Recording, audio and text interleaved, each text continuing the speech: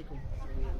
আলু চাষি কৃষক ভাই ও বোনেরা, যে যেখানে আছেন, প্রবাসীতে আছেন, বাংলাদেশি যারা, তারা দেখেন আলু অর্থাৎ এটা সিদ্ধ করেও খাওয়া যায়, কাঁচাও খাওয়া যায়। কিন্তু এটা কিভাবে লাগাইতে হয়, এই মাটিটা প্রথম জমিটা চুইতে হবে, চুইয়া এভাবে করতে হবে নাঙ্গল দিয়া। করার পরে কিছু এরকম জৈব সার দিবে, এই যে জৈব সার দিয়া এভাবে লতাটা কেটে 1 ফিট কেটে আস্তে করে এরকম এইভাবে বসাইয়া দিবেন। বসাইয়া দেওয়ার পরে মাটিটা দিয়ে এরকম করে দিবেন।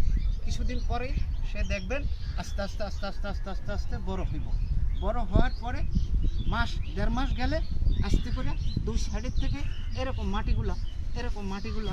মাটিগুলা উঠিয়ে দিতে থাকবেন। সে আস্তে আস্তে বড় হইতে থাকবো, পাইতে থাকবো এবং আলুগুলা গজাইতে থাকবো। গজানোর পরে পানি সেচ দিয়ে দিবেন, মেশিন দিয়ে দেন বা এমনি দেন বা পান দিয়ে দেওয়া দেন, বা বৃষ্টির পানি হলে তো আর সমস্যা নেই। আর এগুলো বৃষ্টি পায়ও না, এগুলো ওদের মাসে বেশি হয়। এগুলো পৌষ মাসের থেকে এগুলো বৈশাখ জ্যৈষ্ঠ মাসের মধ্যে এগুলো উঠিয়া যায়, এগুলো অনেক বড় হবে। তবে আলুগুলা বড় হবে কেমনি, এইভাবে দিলেই আপনি যদি না দেন যে এই আলুটা হইব মাত্র 5 ইঞ্চি, আর যদি এইভাবে দেন সে আলুটা হবে এত মোটা 10 ইঞ্চি, এত বড় 10 ইঞ্চি হবে।